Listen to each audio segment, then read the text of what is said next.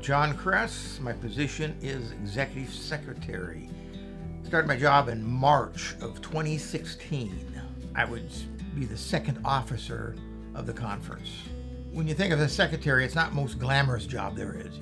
Probably the thing I enjoy the most is it includes helping develop and implement some strategic plans, along with the 4 officers and of course working with the various associates and directors in the conference. Foster a consistent and unbiased application of policies. You want to apply those in a way that's unbiased as possible. Everybody has bias, but you try to be as unbiased as possible and of course make equal application across the board as much as you can.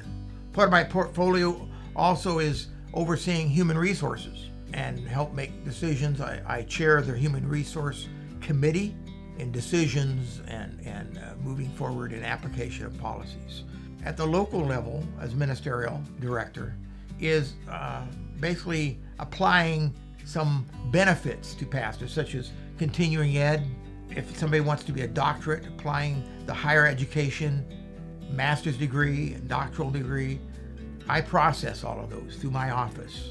I'm more of a people person than a policy and process. I don't mind processes, but all those details, I'm not real detailed.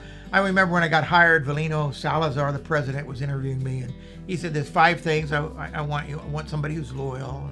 I want somebody, he went down the 5 things, and he came to the last one. I need somebody who's detailed. I just started laughing. I said, would 4 out of the 5 work okay?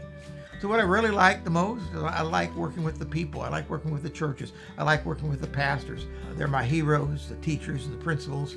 That work on the front line. Anything I can do for them, I enjoy it tremendously. I love seeing churches that understand what discipleship means and develop disciples for Jesus. I enjoy watching and hearing about the plans that our pastors have in the local church to either equip their members or to grow their members in some way as they develop disciples, or talk about the strategic plans of where their churches are going. When I came to this conference as a ministerial director, there was a church that was really broken and needed some help, some advice. And when I went there to the board to talk to them, I realized I was no longer a pastor. I was now a conference person. And I suppose being a conference person to me is a struggle, because people see you different. When things go bad, they see you as a person that's against them. Church is made up of broken people.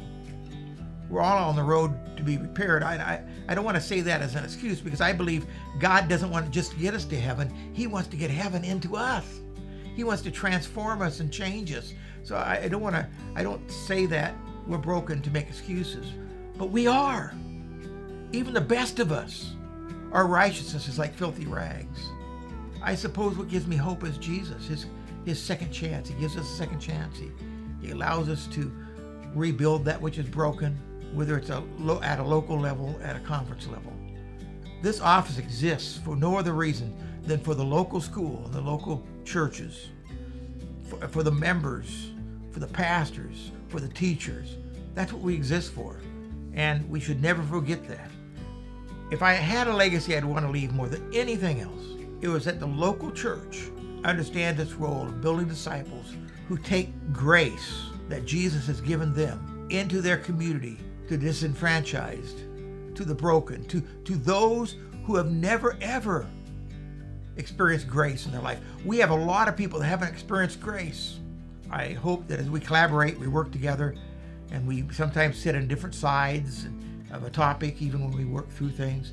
I hope that we remember what Christ says, that we will forbear with one another in love, and then forgive one another as we have been forgiven in Jesus Christ.